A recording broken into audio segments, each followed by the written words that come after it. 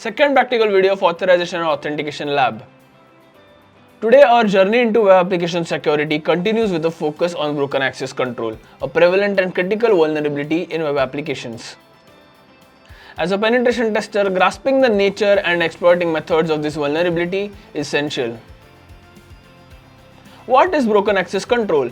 A broken access control in web applications exposes security vulnerability, allowing authenticated users to surpass intended permissions, potentially gaining unauthorized access to admin functionalities or sensitive data due to inadequate access control implementation.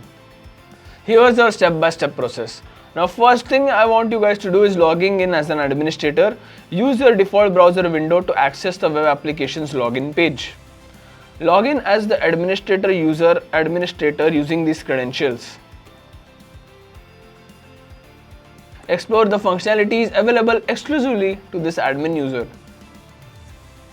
Second step is switching to a normal user. Now open a new incognito window and log in as a normal user with the following credentials.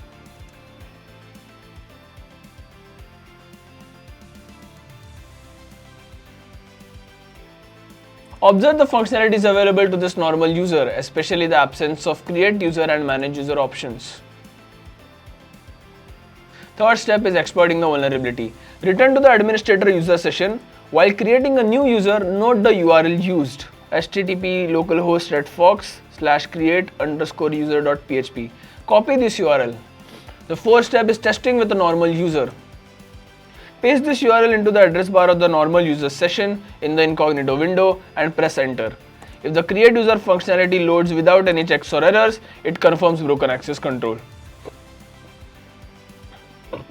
Fifth step is to create an admin user. As a normal user, attempt to create a new user with administrator privileges. I have used the following details as shown on the screen and set the role to admin.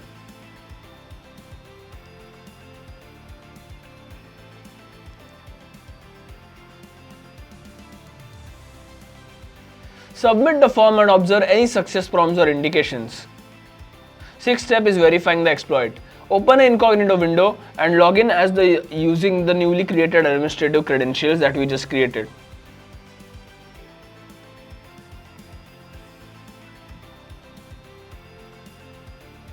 Confirm successful authentication, and once logged in, access the manage user functionality in the user's profile. It's vital to recognize that you initially with normal privileges now have complete administrator control over the web application.